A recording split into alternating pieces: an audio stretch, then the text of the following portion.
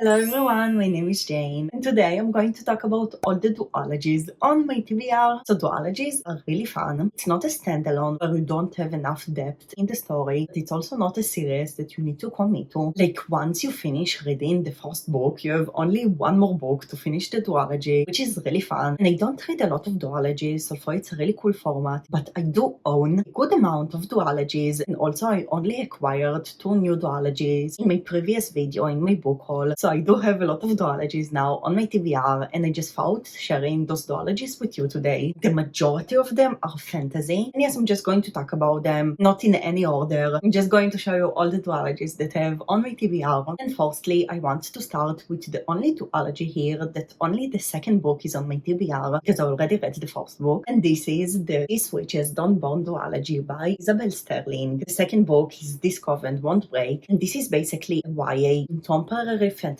romance about a teenager, and this teenager is a witch. It's very Halloweeny, and also it gives me a lot of fall vibes. It's also sapphic, and I really enjoyed the first book. Like honestly, it was one of the best fantasy books that I read this year, and the fantasy was really easy to understand. I read it in an audiobook, and usually I can't really read fantasy audiobooks without reading also the text, but here only the audiobook was enough because it was just so easy to understand and so fun, and I just really enjoyed the first book, and I think that overall it's a great duology, and I'm really excited to get to the second book. This is the only duology here on my TBR that already read the first book, but yes, technically the second book is on my TBR, so this duology is on my TBR. So yes, This Witches Don't Burn is the first one. Now the second duology is a duology that I'm so excited to read. I just heard amazing reviews about it, and I'm pretty intimidated to read it because all of the good reviews, I'm just really scared to be disappointment for me. This is the Raybearer duology by Jordan Ifoko. The second one is Redemptor, and the covers are so beautiful, and I'm just so excited to get to those because basically this duology is a YA fantasy duology, but from all the reviews that I ever heard about this duology, everyone said that this book is so unique and just so different from other fantasy books, and people just recommend this book for readers that read a lot of fantasy and readers that just feel like all the fantasy are the same. And it happened to me a lot before because I read fantasy since I started reading, which was since I remember myself. So I read a lot of fantasy in my life. It's really intriguing to me to actually read something that everyone say that it's actually different. Yes, basically we're supposed to follow a teenager that was isolated and raised by some woman that is called the Lady. And then in the start of the story, she's getting out of the isolation for the first time and she's going to the Empire. It's supposed to be something like this. I honestly don't want to know too much because I really want to be surprised while I'm reading it. Yes, this duology really intrigues me, especially all the good reviews about it. And I really hope that I will actually love it because again, I do have high expectations for this duology. This is the second one. The next duology is a duology that wasn't officially on my TBR, and this is The Six of Crows by Lee Bardugo. The second book is Crooked Kingdom, and you may heard about this series. Basically, every Lee Bardugo book is really popular. The reason that it wasn't officially on my TBR is because I really wanted to read the Shadow and Bone trilogy before getting to this one, because just a lot of people recommend to start with Shadow and Bone because of the world building and because it can get pretty confusing in Six of Crows. But I actually tried to read Shadow and Bone a lot of months before, and I DNF'd it after 100 pages, and I always say to myself that I will go back to it, but honestly I don't really want to read this trilogy anymore, and because I already read the first 100 pages and I am familiar a little bit with the world building, I do think it will be easier for me to read Six of Crows. And just overall I feel like Shadow and Bone are those kind of series that if you read a lot of fantasy series, it will already feel like other fantasy series, at least from the experience of me reading the first 100 pages. I don't think the series is bad, just personal taste and opinion. So I really want to officially put Six of Crows on my TBR and to actually get to it, just forget Shadow and Bone, because I heard amazing reviews about it. Basically the whole story is about a group of teenagers that are doing a heist or something like this. It's supposed to be really cool. The found family trope is supposed to be a big part of the story. Just overall amazing reviews. So I'm really excited to get into it, and yes, it's official on my TBR now. The next duology is actually a graphic novel duology. Yes, that's cool. And this is Sheets by Brenna Fumbler. The second one is Delicates, and I do have Sheets a lot of months on my TBR and I didn't go to it yet. And the second one, Delicates, was only released a few months before, and I'm saving this graphic novel duology for the winter because I just feel like it gives me a lot of winter vibes. And basically we're following a girl that is working in the laundromat with her parents. Then she's meeting this ghost, and from the illustrations, just everything here looks pretty gloomy to me. This just gives me really gloomy, wintry vibes. And also, the illustrations are so pretty. I just really love the style. So pretty and gloomy. Just looks really, really fun. I just really, really love graphic novels. I always really enjoy reading them. And I'm really excited that I actually have a graphic novel duology on my TBR. It sounds so cool. Yes, I'm really excited to get into it, and I really hope to love it. Now, the next duology is a duology with mermaids and pirates, and this is the All Stars and Thief by Adeline Grace. The second one is All the Tides and Fate, and I'm really, really excited to get into it because in the last couple of months, I'm realizing that I really love books in water setting. Books about pirates, mermaids, and also contemporary books about cruise ships. I just really love books in water setting, in the sea. Just feels so cool to me, and I really want to get more into those kind of books because unfortunately I almost didn't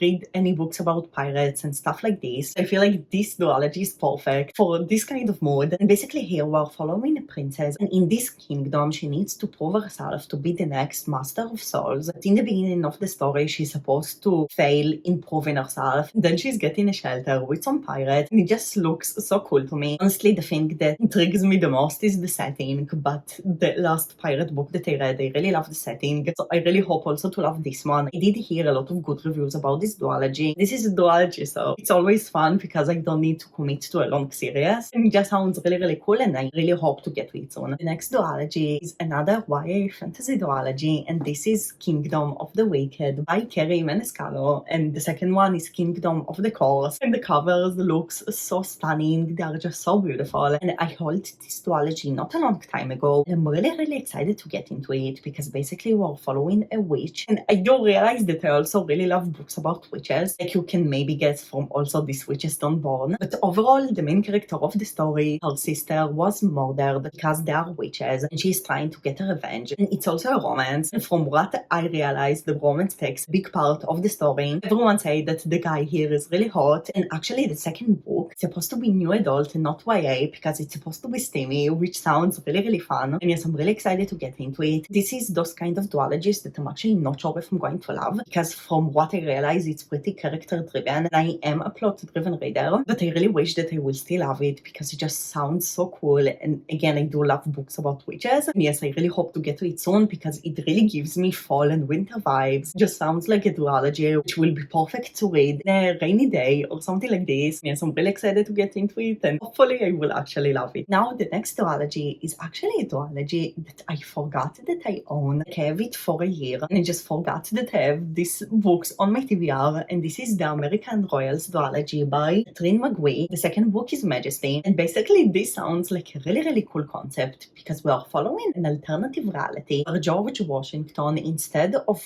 being a president, got a crown, and in the US now there is a royalty family, and basically we are following the current time of the story and the royalty family itself, and I heard really good reviews about it. I also heard that If You Love the Selection, which was one of my most favorite series when I was in high school, I would really love this duology, and I expect it to be rich people drama kind of duology, if you understand what I mean. I just really expect a lot of drama in this story. It sounds like a really fun duology to pass my time with, and again, I forgot that I have this duology, but it actually sounds really cool, and I'm still really interested to read it. I just need to put it up on my TBR and to get to it someday. But yes, it just sounds really cool, and I do love books about royalty, so hopefully I will really enjoy this one. It just sounds like a really fun series. It's supposed also to be a lot of romance, and we're following multiple POVs, so yes, it just sounds like a really fun duology. The next duology is another duology that I only hold in my last video, and this is The Strange the Dreamer duology by Laini Taylor. The second one is Muse of Nightmares, and basically Laini Taylor is the author of Daughter of Smoke and Bone. I read the first book and I really enjoyed it, and I want to keep reading the trilogy. So when I saw those two books in a discount, I just bought them right away because I really enjoyed Laini Taylor writing in the past. Now those two books are the translated version to my native language, and I do think it will take me a little bit of time to get to this duology because I am planning to finish Daughter of Smoke and Bone before I will read this duology. I've heard better reviews about this duology than Daughter of Smoke and Bone. It seems that overall people enjoy this duology even more. I'm not sure if it was her debut or not. Like, I think that yes. And honestly, I don't know a lot about this story because every time that I read the synopsis, it's really confusing to me. But we're supposed to follow an orphan, and it's a fantasy. It's supposed to be really confusing or something like this. So yes, this is those kind of duologies that I bought only because I already read from this author and I really loved her writing. But I do have high expectations for for this duology. I really hope to love it. And yes, again, it will take me time to get to it, but it just sounds really, really fun. And yes, I'm really excited. And the next duology is actually a duology that I own only the first book of, as the second book wasn't released yet. This is Legendborn by Tracy Deon. The second book looks like this. It was only announced not a long time ago, and it's supposed to be released in 2022. And I'm pretty sure that this is a duology. Like, I tried to look and I didn't saw anything about the fourth book, and also in Goodreads it seems like a duology. I'm pretty sure that it's going to be a duology. Basically, this is a dark academia story, and we are following a teenager that goes to an academy, and in her first night in the academy she witnesses a murder of some magical creature, and from there she realizes that there is a secret society that is called the Legendborn. They kill those magical creatures, and it's supposed to be the King Arthur tailing or something like this. I actually already read a good amount of this book, and I DNF'd it because I read it in an audiobook, and I just found the whole fantasy element really confusing at some point. I just decided to DNF it and to get to it again in the future. So this is another book that it will take me time to get to it, because I do want to forget as much as I can. And I will probably read it around the time that the second book will be released, so I can maybe binge read it. Honestly, from what I read, it was really, really fun. Potentially, it can be a duology that I would